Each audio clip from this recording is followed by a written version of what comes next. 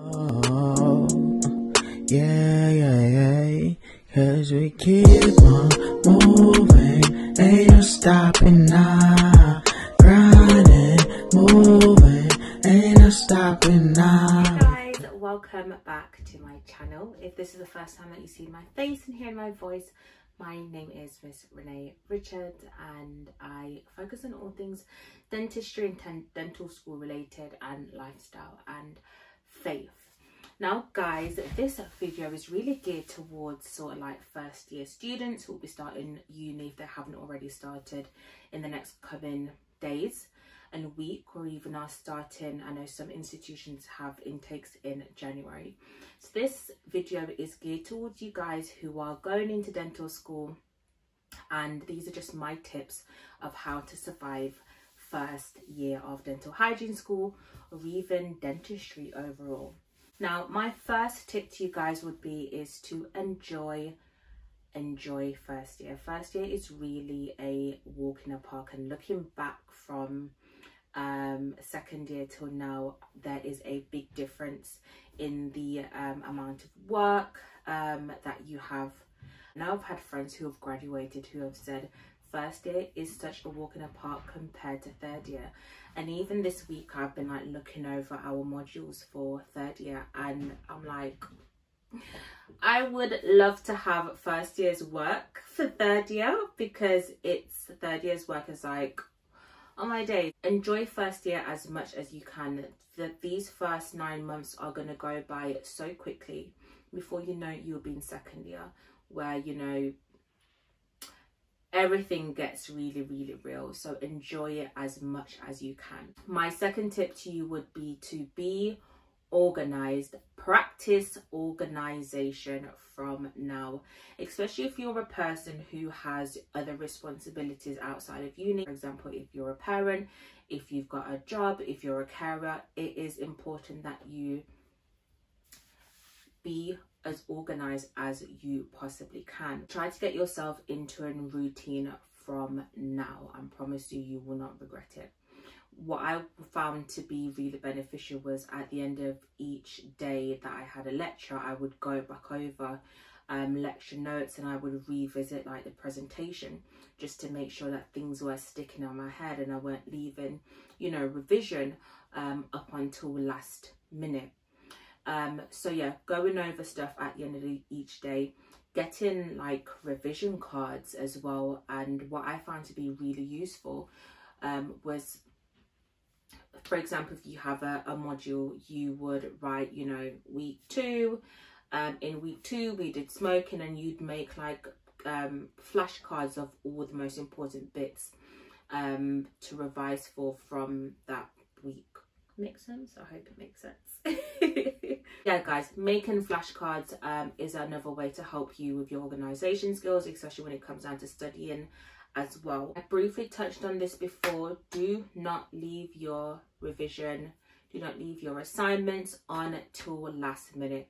The moment you are briefed on an assignment or briefed on an exam, start doing your revision from that point. What I found was first year and even second year, we had a lot of different things to submit all at the same time.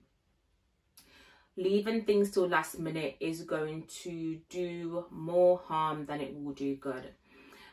So get yourself into a routine where after uni, as I said before, you know, you're going over what you've learned for that day, and you're going over stuff from previous weeks, and you're getting your study in from early. A tip to you would be, once you start attending the student dental health clinic and you are peering and you're on the phantom heads, take a notebook with you and a pen and write down anything that you have never heard about before, that you've never seen before.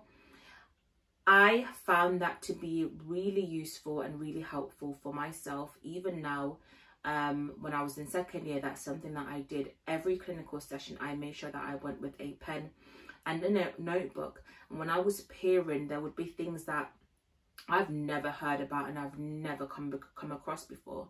And I would make a note of it, and I would ask my peer and I'd ask my clinical supervisor, you know, could you go into this a little bit more detail with me? And I would make notes from that and then go home and really research. You know, you have to remember that this is not just your education, but this is your future. So also, guys, don't be scared to ask questions. Questions are there to be asked, and you're a student. You're in an environment for you to take things in and for you to ask things and question things.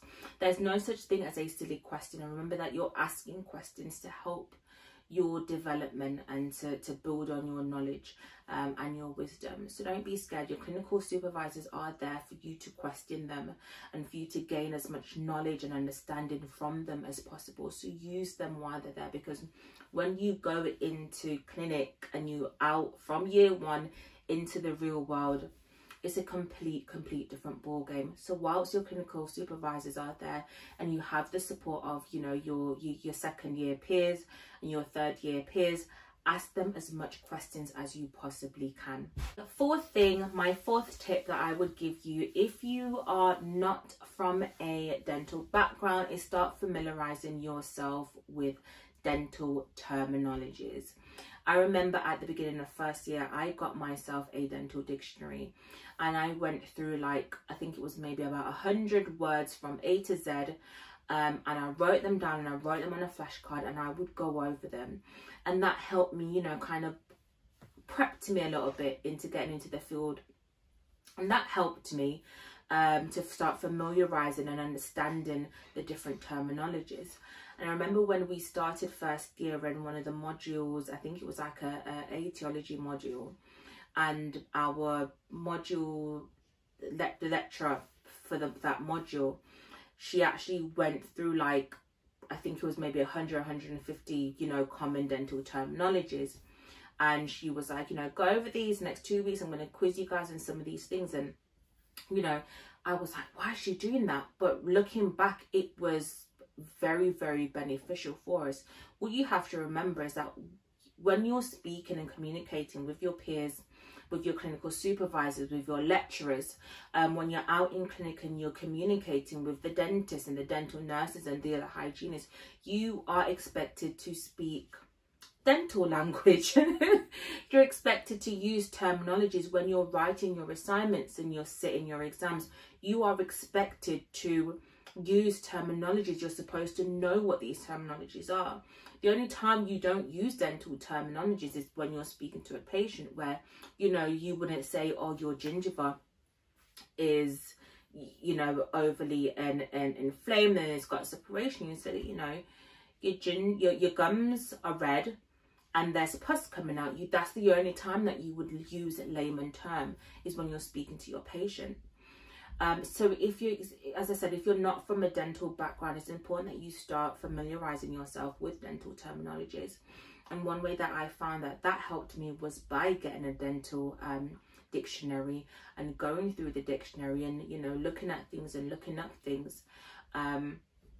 Start getting yourself in a mind frame of being a dental professional, which is what you will be in the next 3 years. On that note, start to familiarize yourself with, you know, anomalies that can be seen on an intra and extraoral examination, and different manifestations of different diseases. And that will really, I think, not just help you with first year, but kind of put you in a gear of getting your mind ready for second year. Also, start familiarizing yourself with what an intra and extraoral examination is, what it consists of, what are you looking for, what is deemed and seen to be normal from things that are abnormal. Really help you and help your competence as you know, you start going onto the student dental clinic and you're peering for you know, for the year 2s or the year 3s. But start looking over these things. What I did for second year, I made a full photo document of anomalies and infections and oral manifestations of a lot of different things, and I put them into this PDF copy and printed it out, and I took that with me to every clinical session that I have. And that just helped me, even in my spare time, I would find myself having a look at that, really, you know, refreshing my brain and understanding what it is that I'm looking for and what these things are. So what I can do, if anybody does want to have a look at that, I'll be happy to send that over to any of you guys. If you want to just send me a message, I'll be more than happy to do so. Now, the 5th tips that I would give you is to invest in some dental books. If you haven't yet done so, it's not too late to get yourself some dental books. I'm going to show you I'm going to show you some books I think will be very beneficial to your learning for this year. But you would be given some, like, a book list from your university, but these are some additional books that I believe that you would really benefit from. So this is my dental dictionary that I bought for first year. Again, as I said, it's got everything from A to Z in this dictionary. It would be really beneficial for you to get yourself a dictionary. It doesn't have to be this one, but a good dental dictionary will be very beneficial for you. I also got this basic guide to oral health education and promotion. Obviously, as a dental hygienist, you know, apart from scaling and polishing, you are truly there to really educate the patient on maintaining a beautiful smile. This is a really good book. It does cover quite a bit, and it looks at different aspects of oral health education and promotion as well. So I think I've got this book off Amazon, but there is, like, this book site, I think it's called the World of Books or something like that. I can't remember. I'll drop the link below, but they sell books for a fraction of the price. So this is a really good book. If you can get this one, I would highly recommend it. Book will be your go-to for the next 3 years. This was a book that was on my book list when I started in year 1, and it has been a go-to book, and it's the Anatomy and Physiology in Health and Illness. Boy, here is the clinical textbook of dental hygiene and therapy. And if you're studying dental hygiene and therapy, this is your best friend for the next 3 years. Now, although we all know that Google is great, there's nothing like having a good book in front of you. So yeah, this is another well-recommended book. This book as well was on my book list, and I've had it since first year, and I haven't let it go. It's a really good book. It has got everything in there. Everything, topics that we covered from first year was in here. So this takes you really from the beginning of tooth formation and morphology. Like, this is a really good book to get. A dental morphology or tooth morphology book, I'll put a picture and a link to that book below, guys. That again is a superb book for you to get. If you can get your hands on a copy of that, that would be again really beneficial for your competence and your learning development. Now, my 6th and final tip that I would give to you is enjoy dental school.